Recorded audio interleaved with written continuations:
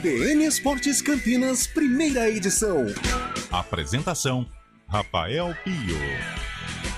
11h37. Bom dia para você que está com a gente aqui nos 99.1 da CBN Campinas, também no youtube.com/CBN Campinas, começando o CBN Esportes, primeira edição. Hoje é terça-feira, dia 17 de janeiro de 2023, e a gente já vai direto e reto falar sobre a Macaquinha, que joga hoje à noite, 8 horas, no estádio Moisés Lucarelli. A bola rola, Ponte Preta e São Caetano, com transmissão da CBN Campinas a partir das 7h30 da noite, abertura da nossa jornada, narração de Carlos Cabela, comentários de Carlão de Freitas, as reportagens de Antônio Lupe com Eliel Almeida, ancorando toda essa rapaziada. E a gente vai saber de Antônio Lupe como que estão os preparativos, essa macaca já tá pronta, ingressos sendo vendidos, como que tá a movimentação no Moisés Lucarelli e toda essa expectativa para a partida de logo mais. Bom dia, Lupe!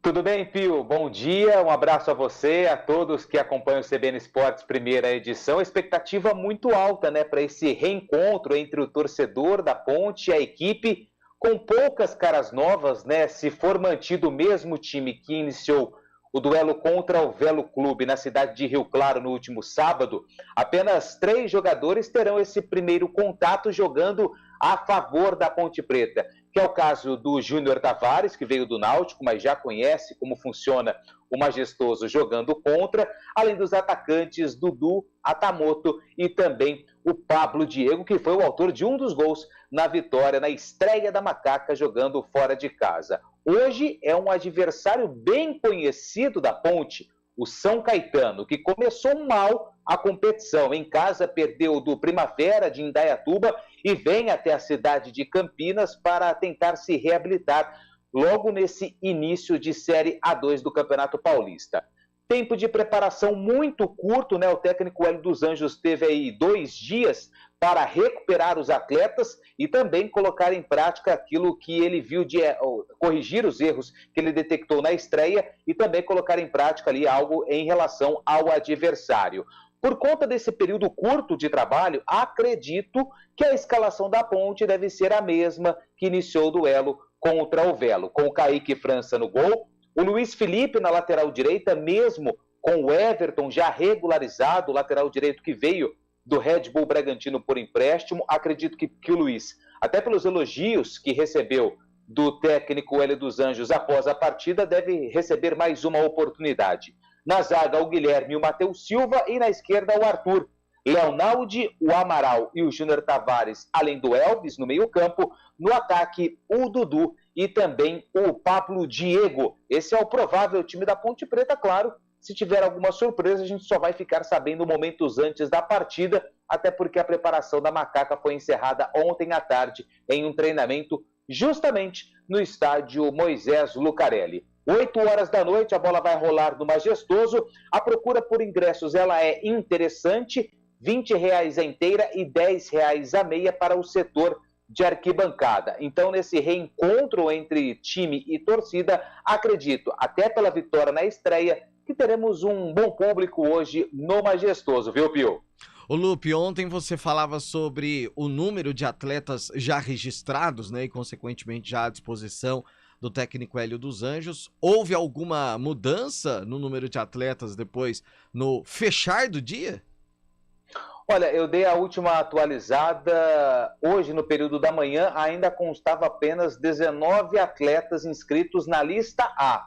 Na lista B, também tinha aí o número de atletas, se não me engano, são 7 atletas inscritos na lista B. O que seria a lista B? São jogadores da base que têm que seguir um pré-requisito, tempo de clube, participações em competições organizadas pela Federação Paulista de Futebol. Por exemplo, o Eliel, atacante da base da Ponte, está nessa lista B. Mas na lista A, a minha última atualização, ainda constavam apenas os 19 atletas que eu relatei ontem no CBN Esportes segunda edição, Pio. Bom, Carlão de Freitas é a Macaca que imaginamos vá com a mesma equipe para enfrentar o São Caetano, E aquela história, né? Óbvio que estreia, tem ali aquele momento de deixar passar a ansiedade e tudo mais. Depois a Ponte se encontrou principalmente no segundo tempo. E dar uma sequência, ainda que não tenha jogadores importantíssimos à disposição, mas é sempre bom. E o Hélio, acho que vai nesse pensamento, né, Carlão? Bom dia. Bom dia, Pio. Bom dia, ouvinte ligado no CBN Sport, primeira edição. Eu fico com este boletim do nosso Antônio Lupe e fico também com a entrevista que o Hélio deu pro Lupe ao final do jogo. Dificilmente ele vai mudar, a não ser que alguma questão física, um cansaço. O próprio Hélio disse, e é verdade, né? A Ponte ela não veio para Campinas, ela fez a pré-temporada e já foi para o jogo. A pré-temporada terminou lá em Rio Claro, né? Então, quer dizer, o cara não teve o contato com a família, não teve nada. Então você imagina o cansaço, né? O cansaço mental que essa rapaziada está. Então, de repente, uma parte física, uma parte até psicológica pode tirar algum jogador, mas não acredito.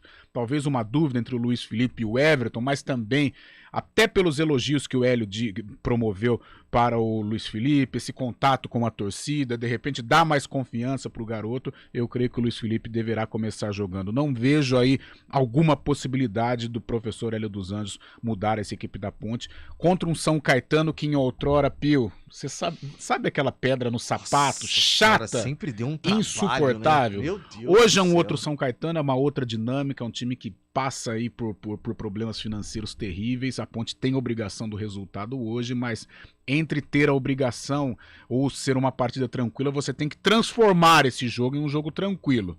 Antes é complicado, vem para se defender o azulão e a Ponte vai ter que ter uma cabeça no lugar e qualidade para furar esse bloqueio. É mais um jogo que o adversário olha a Ponte como o grande, ou São Caetano, até pela história dele, óbvio que não chega aos pés da Macaca, mas que pela história dele não olha a Ponte assim tão acima não, cara. Olha, acho que se fosse um outro São Caetano, aquele do início dos anos 2000, ele viria para Campinas para jogar, para atacar a Ponte, para vencer, como venceu na maioria das vezes a Ponte Preta, mesmo jogando em Campinas. Me lembro de um 6-3 aqui que o São Caetano atropelou, mas era um outro São Caetano, com o Miller, com o Gilberto, com o Ademar, e a Ponte tinha um bom time, mas acabou perdendo. Desta vez não, um São Caetano fragilizado, com problemas econômicos terríveis, né? Tanto é que o clube está a leilão e ninguém arremata. De conhecido, não sei se joga hoje, mas jogou contra o Primavera, é o Celcinho, né?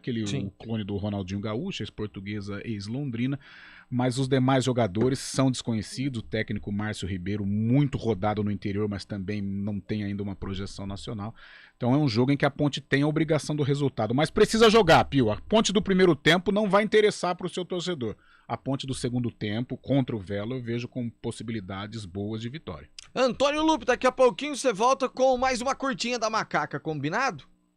Sobre o futuro do Leonaldi, viu, Pio? Tem mais um carioca na parada. E quando fala em carioca, já dá um medo, que a rapaziada lá tá se organizando de um jeito.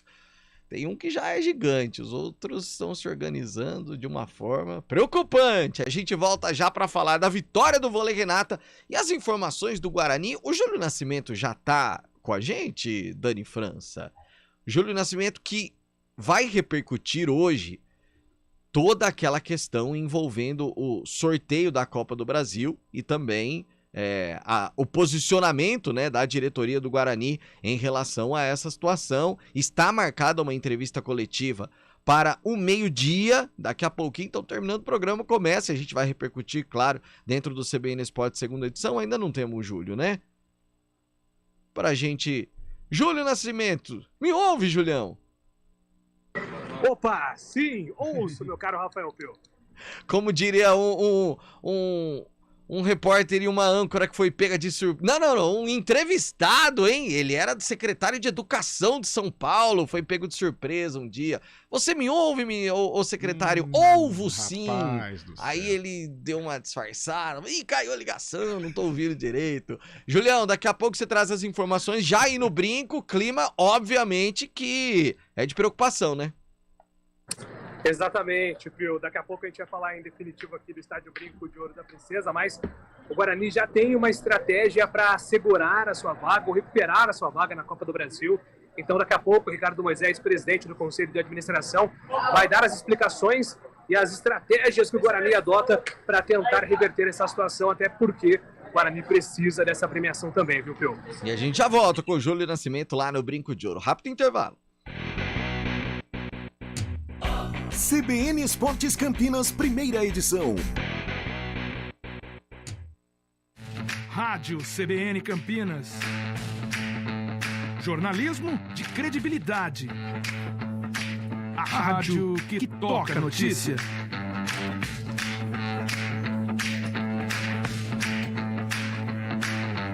Siga-nos em nossas redes sociais, Instagram e Facebook, @CBN Campinas.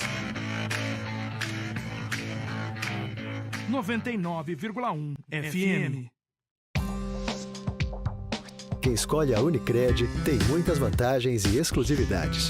E agora, também tem o Unicred Visa, o cartão de crédito mais aceito no mundo. Qual cartão você vai ter? Infinity, Platinum, Gold, Classic ou Electron? Com o cartão Unicred Visa, você tem a segurança de receber confirmação de compras por SMS e a conveniência de ter sua fatura na palma da mão. Tem a exclusividade de um app próprio com acesso a um programa de recompensas único, que proporciona resgate de pontos em produtos e serviços de luxo. E ainda gera mais resultados para a sua cooperativa, ou seja, para você. Escolha o cartão que é aceito no mundo inteiro e é todo seu. Escolha Unicred. Fale com seu gerente de relacionamento e peça já seu cartão Unicred Visa.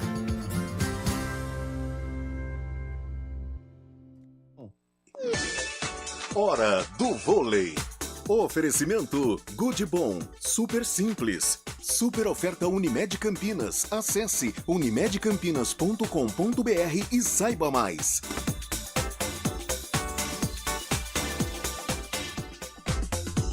E o Vôlei Renata venceu ontem, jogando no ginásio do Taquaral, o Rede Cuca por 3-0. Primeiro set chamou a atenção, 29-17. Lembrando que o Rede Cuca é o pior time do campeonato na tabela de classificação, ainda não conquistou nenhum ponto, mas ontem dificultou a vida da equipe campineira. Vôlei Campinas volta agora a atuar no próximo domingo, jogando no ginásio do Taquaral contra o Brasília.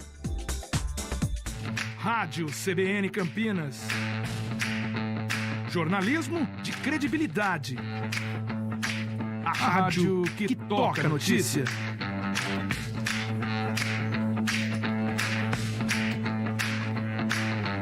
Siga-nos em nossas redes sociais, Instagram e Facebook, @CBN Campinas. 99,1 FM. Escolha um novo jeito de cuidar do seu dinheiro. Escolha um cartão que é aceito no mundo inteiro. Escolha taxas mais justas de quem não vive às custas de ninguém para prosperar. Escolha cooperar. Olha, o futuro se desenhando. Já imaginou todo mundo cooperando? Escolha um futuro melhor para todos. Escolha cooperar. Escolha Unicred. CBN Esportes Campinas, primeira edição.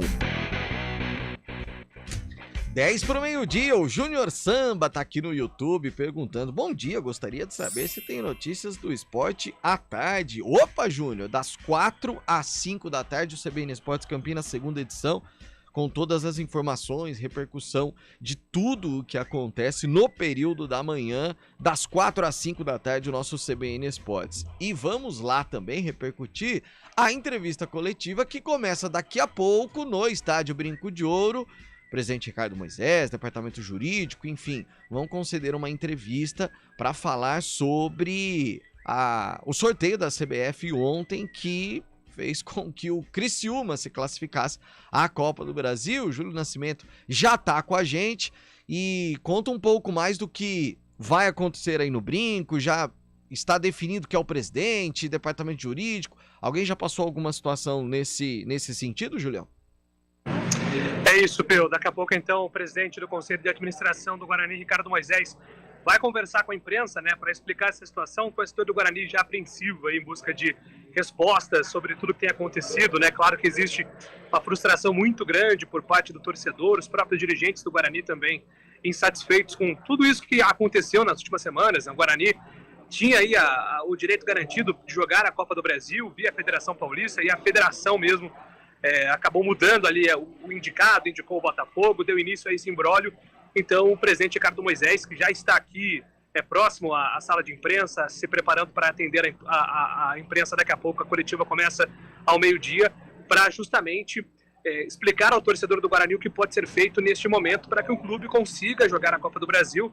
A Copa do Brasil nesse ano, lembrando que também vai passar por um reajuste na premiação, então para o Guarani é muito interessante ter essa participação confirmada. Então o Bugre não desiste, não abre mão dessa vaga, mesmo ontem com um sorteio realizado na sede da CBF, né? O Criciúma acabou sendo sorteado ali por um dos representantes, até representantes também da Federação Paulista e da Federação Catarinense estiveram presentes, ajudaram ali naquele evento, até com um certo teor constrangedor, e hoje o pronunciamento também do presidente Ricardo Moisés para entender. São duas ações, né, Pio? Uma contra a CBF e outra contra a Federação Paulista, para que uma dessas ações consiga reverter esse cenário.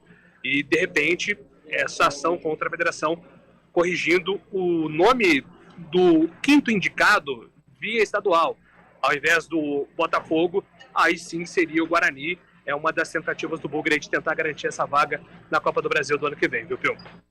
Foi muito constrangedor. A gente brincou à tarde no CBN Esportes. O sorteio aconteceu ali durante 10 minutos no início da tarde, né? O pessoal usando os refratários de bolo lá para colocar as bolinhas e tudo mais.